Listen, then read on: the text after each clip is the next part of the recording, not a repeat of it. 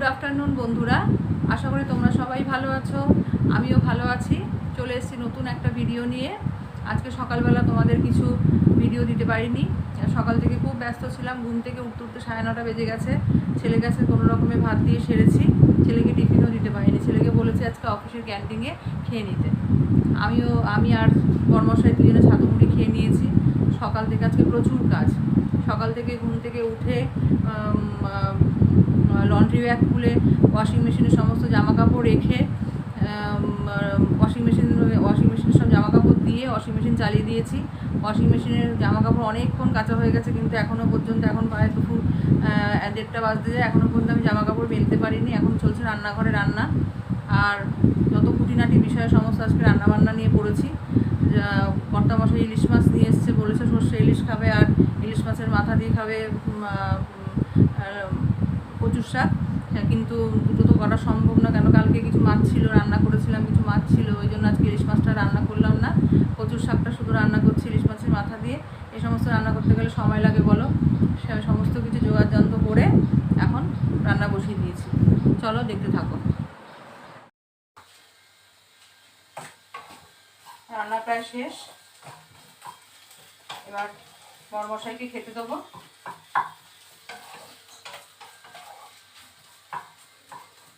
এমনি দেরি হয়ে গেছে, তার মধ্যে আজকে বরমশাই করে এনেছে বাজার। তাও তো সব কিছু ভালো করে গুছিয়ে রাখতে পারিনি। মাছটা শুধু ধুয়ে গুছিয়ে রেখেছি, আর সবজি সব এমনি প্যাকেট করে ফ্রিজে ঢুকিয়ে রেখেছি, পরে গুছিয়ে রাখবো। এখন রান্নাটা শেষ করলাম। আজকে তো বেশি কিছু রান্না করিনি। কালকে অল্প কাতলা মাছ ছিল, সেই কাতলা মাছ দিয়ে একটু পাতলা করে ঝোল করেছি, আলু বেগুন দিয়ে ঝোল করেছি, ডাঁটা দিয়ে আলু বেগুন আর সজনে ডাঁটা দিয়ে ঝোল করেছি, আর করেছি ইলিশ মাছের মাথা দিয়ে কচুর শাক।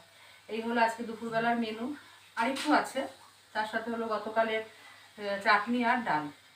ইচ্ছা ছিল একটু কিছু ভাজা, কিন্তু সেটাও ইচ্ছা হলো না। কিন্তু তা একটু আলু উচ্ছ সিদ্ধ দেবো ভেবেছিলাম, সেটাও ভালো লাগছে না আর করতে। এই হলো আজকে দুপুরবেলার মেনু।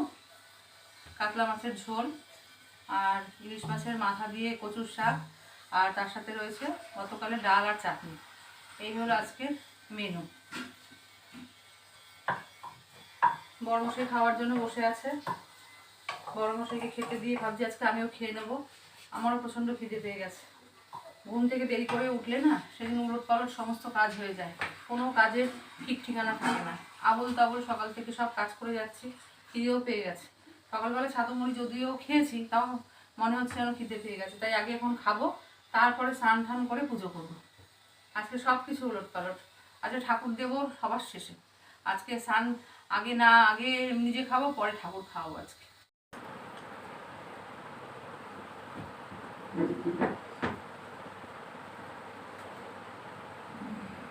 খেতে বসে গেছি। বরমশাই আমার আগেই খেতে বসে গেছে, আমি এসে বসলাম। দিদি এসেছিলো বাসন মাজতে, সে চলে গেল, তারপর খেতে বসলাম।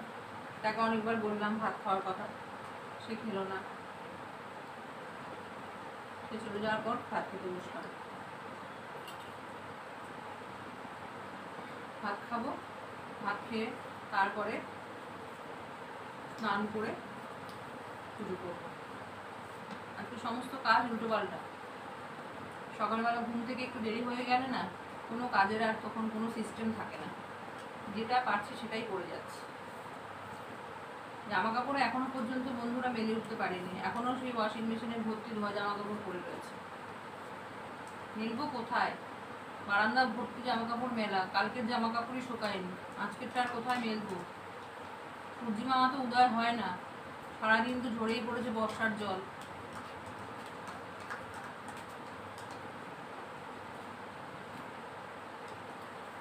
ঠিক আছে বন্ধুরা, খেয়ে দিয়ে নেই, তারপর আমার সাথে আবার ঘুরে আসবো। ঠিক আছে, দেখতে থাও বন্ধুরা।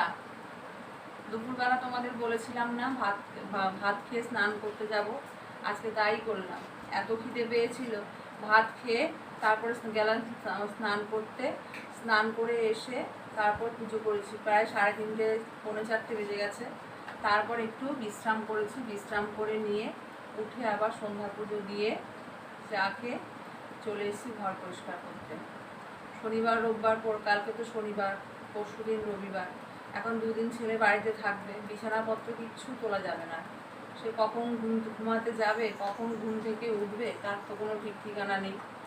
আর আমাদের এই একটাই শোয়ার ঘর, আমরা সবাই এই একটা ঘরের মধ্যেই শুই। ছেলে আর ছেলের বাবা এই খাটে শোয়, আমি এই সোফাটার মধ্যে শুই। আর এই ছেলে যতক্ষণ শুয়ে থাকবে ততক্ষণ এই 2 দিন তাকে আর ডাকাই যাবে না। তাই আজকেই সমস্ত কিছু চেঞ্জ করে দেব। প্রত্যেক শুক্রবারই আমি বিকেলবেলা হলেই আমি বিছানা চাদর ঠাদর বালিশের ঢাকনা কভার টভার সব চেঞ্জ করে দিই, কারণ শনিবার রবিবার আর সময় হয় না। দেখতে থাকো।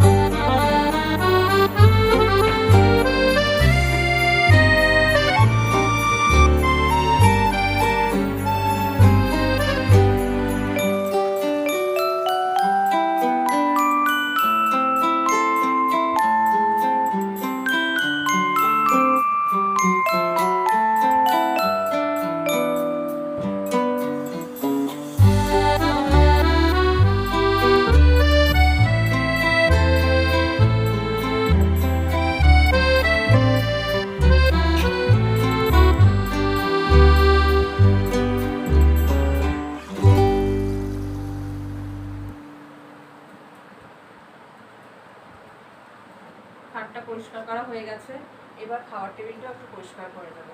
দিনের বেলা তো এইগুলো করার সময় পাই না, এই রাত্রেবেলাটাই বন্ধুরা এইগুলো পরিষ্কার করে নেই। ছেলেও এখন নেই ঘরে, বড়ও এখন ঘরে নেই, একদম একা। আর বেশিক্ষণ টিভি দেখতেও আমার ভালো লাগে না, সেই জন্য আমি যতক্ষণ পারি আমি টুকটুক করে কাজ করতে থাকি। খাট পরিষ্কার করে নিলাম, কারণ 2 দিন ধরে ছেলে বাড়িতে থাকবে। এখন ছেলে খাট পরিষ্কার করতে গেলে সবসময় পরিষ্কার করতে দেয় না, কারণ সারা সপ্তাহ একটু বিশ্রাম করার সময় পায় না। এই 2 দিনই ওর বিশ্রামের সময়টাই, এই 2 দিন বিছানা পুরো একদম ওর আয়ত্তের মধ্যে চলে যায়। সেই জন্য প্রত্যেক শুক্রবার বিকালবেলায় আমি সমস্ত কিছু পরিষ্কার করে দিই, যাতে ও বাড়িতে থাকলে ওকে ডাকাডাকি করতে না হয়। ছোট ছোট ঘর, ছোট খুব বেশি বড় ঘর দুয়ার আমার না, ছোট ছোট ঘর দুয়ারটাও সবসময় চেষ্টা করি যে সমস্ত কিছু সুন্দর করে গুছিয়ে রাখা, কি ঘর কি রান্নাঘর সবসময় আমি পরিষ্কার পরিচ্ছন্ন থাকার চেষ্টা করি। আজকে তাই একটু সময় আছে, খাওয়ার টেবিলের কাপড়টাও একটু চেঞ্জ করে নেব, দেখতে থাকো।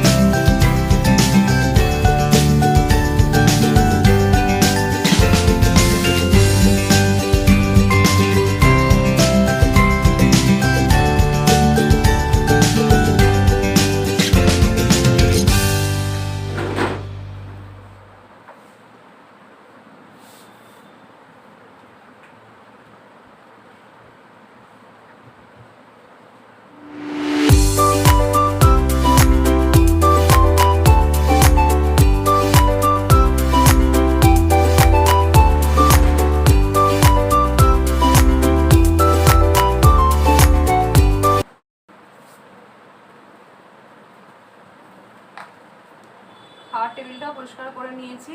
এবার এই সোফার পাশে এই ছোটো টি টেবিলটা আছে, এই টি টেবিলটা একটু পরিষ্কার করে নেব, ঠিক আছে? যখন বসি তখন একসাথে সব পরিষ্কার করে উঠি, রোজ রোজ তো পরিষ্কার করা সম্ভব না, সেই জন্য যখন পড়তে বসি খাটের চাদর পরিষ্কার করি, খাওয়ার টেবিল পরিষ্কার করি, তখন এই ছোটো টি টেবিলটাও পরিষ্কার করে নিই, ঠিক আছে? দেখতে থাকো।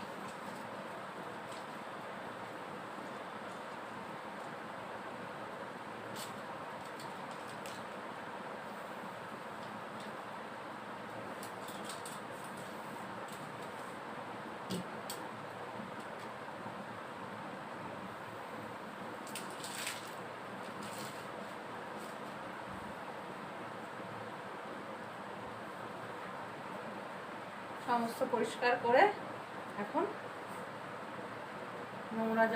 নোংরা কাপড় চোপড়গুলো সব ওয়াশিং মেশিনে রেখে দেবো। এগুলো সব কালকে কাছাকাছি আবার হবে।